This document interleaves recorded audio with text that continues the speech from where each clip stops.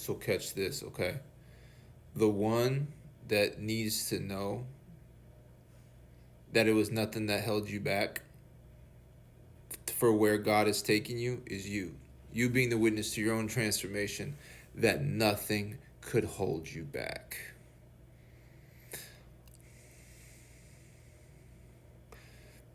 I just saw a video about distractions.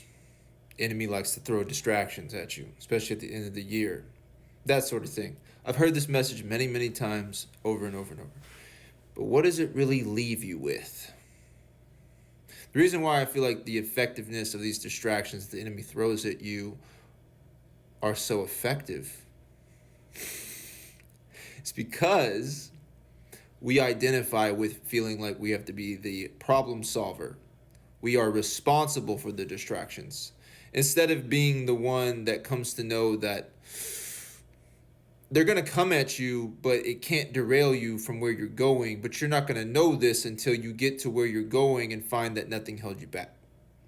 And your salt and your light will be that much more salty and lighty when you know, when you are the first witness that, nope, not by power, not by might, but by his spirit. It was nothing else. In fact, the distractions came. Everything seemed to sever my relationship with God, but he showed me that his love could not be severed. It was actually part of his plan to have the enemy to come in and try to interrupt it for me to see, right? For me to be the witness that nothing can interrupt this.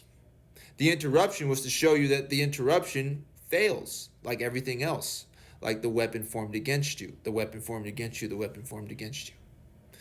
But we believe that the distractions are our responsibility. And this is, to me, that is the thing that ultimately distracts us. But it doesn't really matter. I don't think it matters. Not in this hour, really. Because you know what you know because he has you know it. He's the best at teaching you what you need to know. All understanding comes from him. Surrender the distractions. They're not for you to be responsible of, whether you have them or you don't.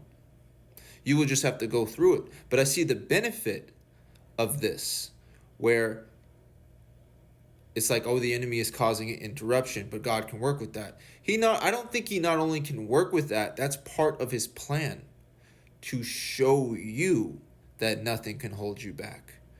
For you to see that it wasn't by your might or your power. It wasn't by you playing whack-a-mole with distractions. Because if it is, then I believe you will be limited in the place that he takes you. Because there won't be this level of trust that he wants to develop with you, where you can truly trust fall into him. So a lot of us probably feel overwhelmed and like things are out of control, and you were distracted, but you were too weak to even try to fight back. I think this is the perfect position that the Lord has us in. Weary, weak, and unable to defend ourselves. So that whenever we get to where he takes us, we almost like he just makes us come out of a trance, and he's like, we're here now. Wake up. We're here. And you're just like, how did we get here? And he's like, it was me. I did it. The enemy couldn't do anything. I only allowed the enemy to come at you for you to see how much the enemy will fall short, because I am God. So nothing could hold you back. Not even you could hold you back. And so yeah, he's like has us weary, and this we're like all wandering around like Joe Biden's around here, just like just feeling it, just really feeling it, just feeling out of touch and whatnot. But it's like when you become out of touch, you see that he's the one that keeps you in touch.